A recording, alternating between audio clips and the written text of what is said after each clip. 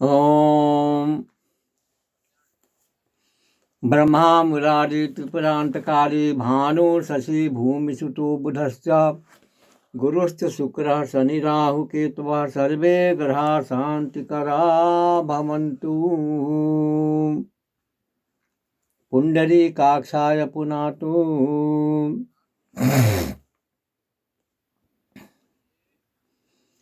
मंगल ग्रह के उत्पत्ति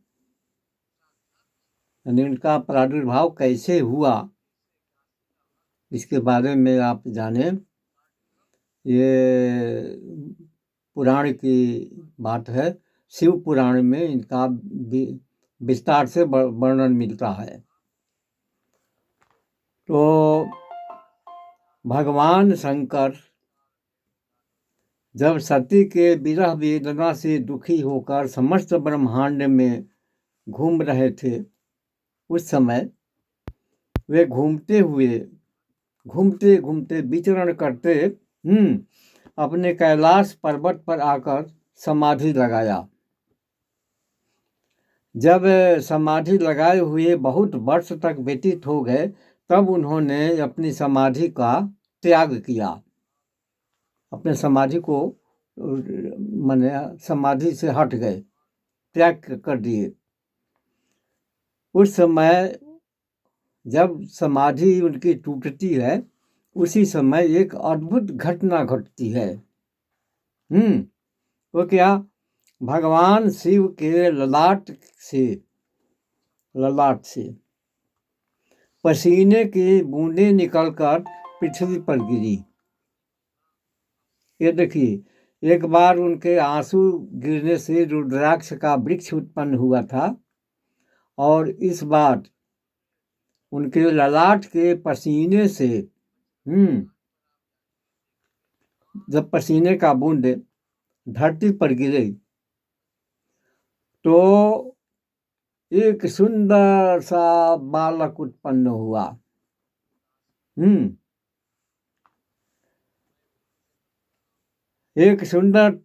वह सुंदर बालक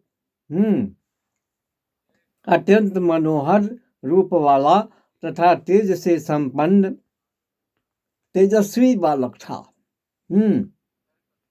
इसके बाद वह बालक भगवान शिव के समीप आकर बड़े ही करुण भाव से बाल रुदन जो होता है, जो बच्चा सब रुलाई करते हैं, वह बाल रुदन के भांति आकर के, यानी पुत्रवत भाव में आकर के रोने लगा।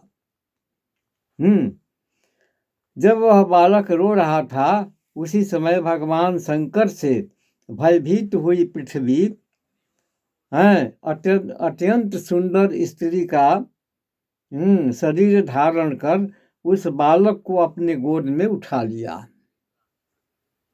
ये जो धरा है पृथ्वी, माता पृथ्वी, जब वह बालक शिव के समीप में आकर के रो रहा था, उस समय धरती माता एक सुंदर लावण्य स्त्री के रूप धारण करके उस बालक के समीप में प्रकट हुई और उसे गोद में उठा लिया, और तथा वात्सल्य भाव से, माता जो है अपने पुत्र को वात्सल्य भाव में आती है, वात्सल्य भाव से अपने स्तन का दूध पिलाने लगी। और पुत्र भाव में आकर, पुत्र भाव विभोर होकर उस बालक का मुख चूमने लगी। तब भगवान शंकर यह दृश्य देखकर बोले, हे धरणी, तुम धन्य हो, तुमने मेरे पुत्र को प्रेम से पालन करो। यह श्रेष्ठ बालक महातेजस्वी मेरे पसीने से उत्पन्न हुआ है। यह बालक मुझे बड़ा ही प्रिय है, फिर भी यह तुम्हारे नाम से विख्यात होगा। ये तुम्हारे भूमिपुत्र के नाम से विख्यात होगा।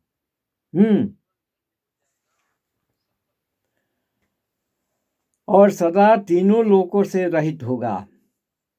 तीनों लोक, पाताल लोक, पृथ्वी लोक और स्वर्ग लोक, इन तीनों लोकों से अलग रहेगा ये। यह बालक भूमि दान यह बालक भूमि दान करने वाला गुण से संपन्न होगा और तुम्हें तथा मुझको भी सुख प्रदान करने वाला होगा। अतः तुम इसे अपने रुचि के अनुसार, अपनी इच्छा के अनुसार इसे ग्रहण करो। जब भगवान शिव की ये आज्ञा मिली तब वो वसुंधरा, माता पृथ्वी उस बालक को लेकर शीघ्र अपने स्थान पर चली गई। कुछ समय के बाद वह बालक यौवन अवस्था को प्राप्त किया तो वह भौम नाम से विख्यात हुआ और काशी में बहुत काल तक, काशी नगरी में, बाबा विश्वनाथ की नगरी है, बाबा विश्वनाथ की नगरी में बहुत समय तक शिव जी की सेवा करता रहा। बाबा विश्वनाथ का खूब सेवा किया।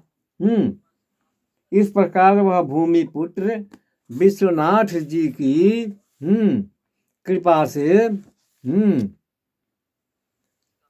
भगवान विश्वनाथ जी उस पर बहुत बड़े अनुग्रह किए। बाबा विश्वनाथ की कृपा से वह शुक्र लोक से भी आगे, जहाँ शुक्र ग्रह है उससे भी आगे दिव्य लोक में चला गया। भगवान शंकर की कृपा से वह बालक ग्रह प्राप्त कर शुक्र लोक से भी आगे दिव्य लोक में चला गया। तो इस प्रकार से मंगल ग्रह की उत्पत्ति हुई है।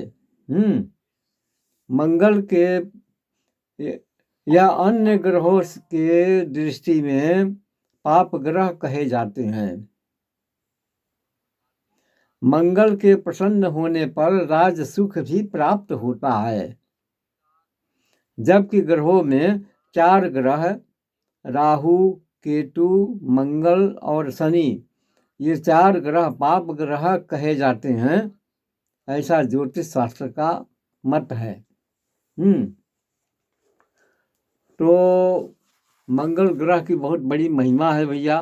कहा जाता है 9 ग्रह में मंगल बड़ा ही बलवान और श्रेष्ठ माना जाता है। इसके अलावे मंगल कहते हैं कि विवाह आदि कार्य में मंगल ग्रह का देखना, दृष्टि होना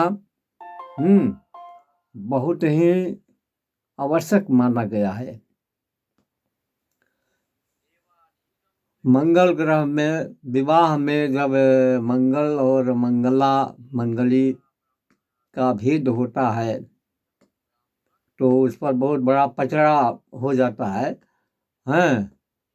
मंगली है तो मंगला है, ये सब देखा जाता है। तो ये है भैया मंगल ग्रह का प्रभाव।